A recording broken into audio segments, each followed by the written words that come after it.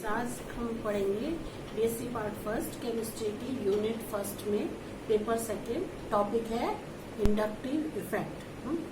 इसके लिए हमें क्या जानना पड़ेगा? सबसे पहले डीलोकलाइज्ड केमिकल हमने पढ़ाए थे कोवलेंट बॉन्ड्स। कोवलेंट बॉन्ड कैसे बनता है? इलेक्ट्रॉन्स की शेयरिंग से। जो दो एटम्स कोवलेंट बॉन्ड बनाते हैं तो वो अपना एक एक इलेक्ट्रॉन देते हैं और वो इलेक्ट्रॉन पेयर दोनों एटम्स के बीच में रहता है, जिससे वो कोवलेंट बॉन्ड होता है।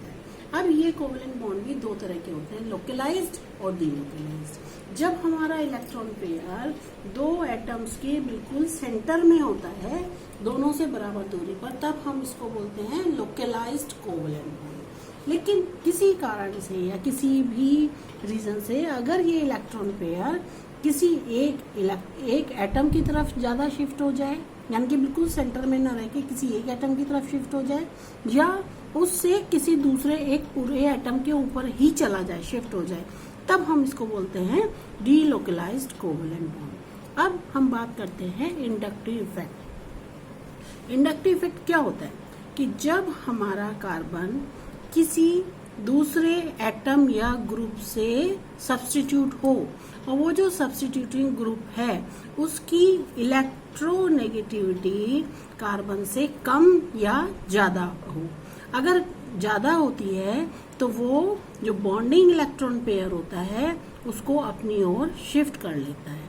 तो शिफ्ट कर ले, सपोज करो कि कार्बन किसी एक्स एटम या ग्रुप से जुड़ा हुआ है और ये कार्बन से ज्यादा इलेक्ट्रोनेगेटिव है, यानी कि इसमें इलेक्ट्रॉन्स को अपनी ओर खींचने की शक्ति ज्यादा है।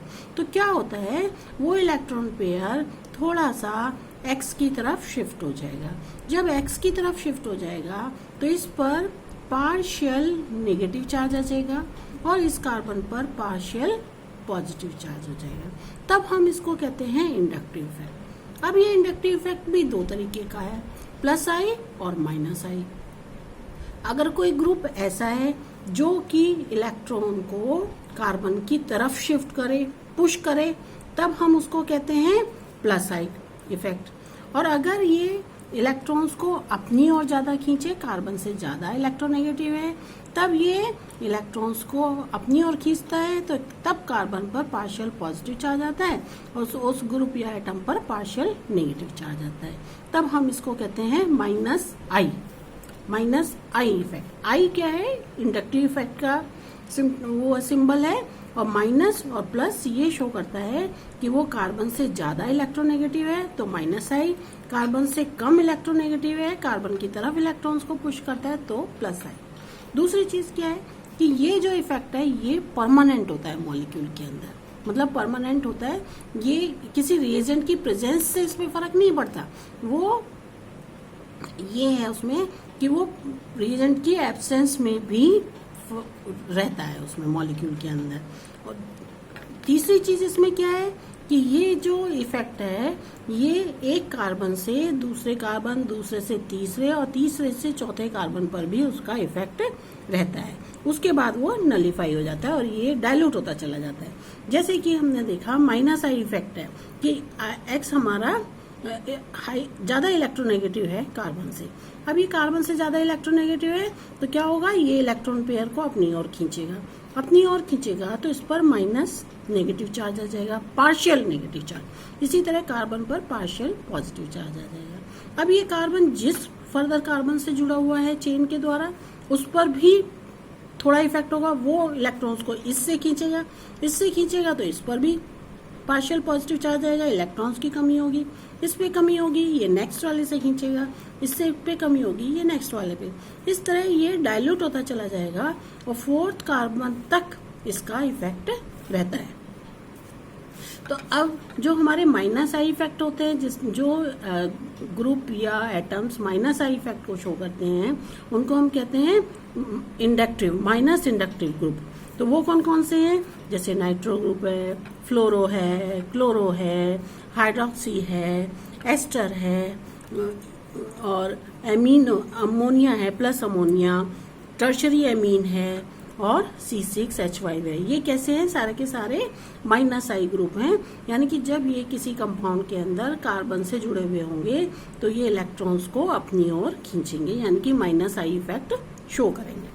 दूसरी चीज है plus I effect. Plus I effect, यदि X की इलेक्ट्रोनेगेटिविटी कार्बन से कम है तो ये क्या करेगा? ये इलेक्ट्रॉन पेयर को कार्बन की तरफ पुश करेगा, यानी कि इलेक्ट्रॉन पेयर कार्बन के पास आ जाएगा।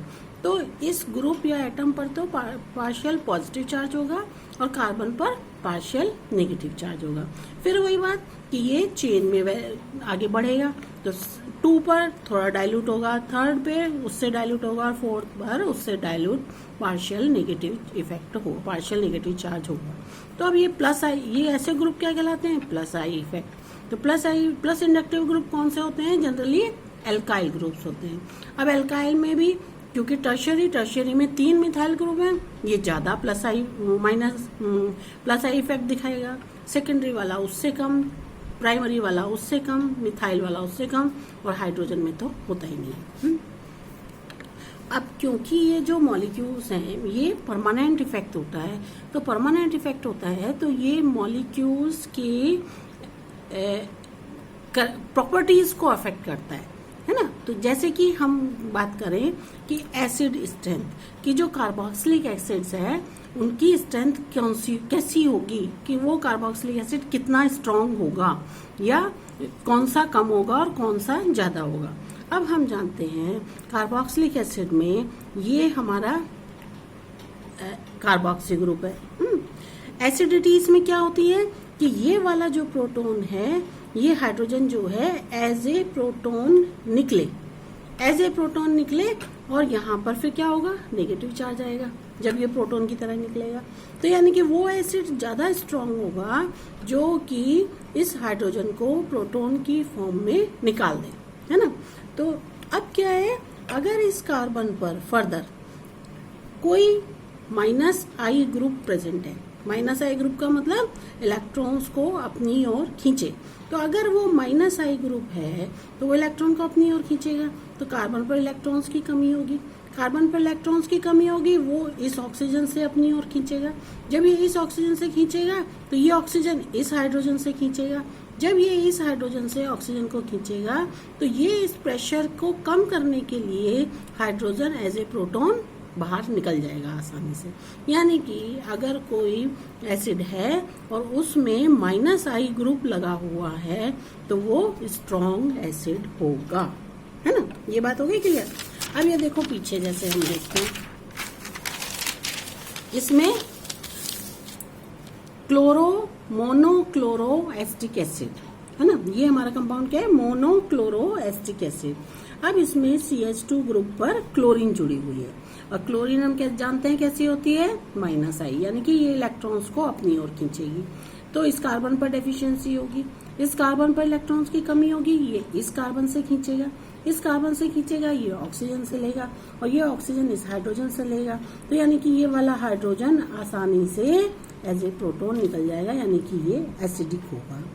एस्टिक एसिड में क्या है? कार्बोक्सी ग्रुप किससे जुड़ा हुआ है? CH3 ग्रुप से।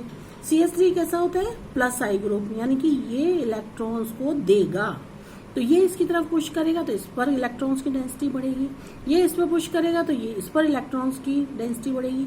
अब जब इस पर इलेक्ट्रॉन्स की डेंसिटी है तो वो हाइड्रोजन को एज ए प्रोटॉन निकलने ही नहीं देगा, वो क्यों फोर्स करे, वो हाइड्रोजन निकलेगा ही नहीं। तो इसलिए ये जो है कम एसिडिक होगा। अब इसके भी कंपैरिजन में देखें, फॉर्मिक एसिड में कार्बोक्सी ग्रुप किससे जुड़ा हुआ है? हाइड्रोजन से, और हाइड्रोजन की तो इलेक्ट्रोनेगेटिविटी में कोई अंतर होता नहीं है ज्यादा, तो वो ना तो प्लस आई इफेक्ट डालेगा ना माइनस आई इफेक्ट डालेगा, यानी कि ये हमारा इससे अधिक एसिडिक होगा और ये इससे अधिक होगा। यानी कि ऑर्डर हमारा क्या होगा? ट्राइक्लोरोएस्टिक एसिड सबसे स्ट्रांग होगा क्योंकि इसमें 3 माइनस आई ग्रुप में। डाइक्लोरो इससे कम होगा क्योंकि इसमें 2 हैं। मोनोक्लोरो इसमें 1 ही है तो ये इससे कम होगा। फिर होगा हमारा फॉर्मिक एसिड। अब फॉर्मिक एसिड से फिर एसिटिक एसिड, क्योंकि एसिटिक एसिड में क्या है? हमारा प्लस आई ग्रुप वाला CH3 ग्रुप लगा हुआ है, तो ये प्लस आई इफेक्ट देगा, तो ये कम एसिडिक होगा। तो इन सब में अगर हम देखें कंपैरिजन करके तो एसिटिक एसिड हमारा सबसे वीक एसिड होगा। रोक दो।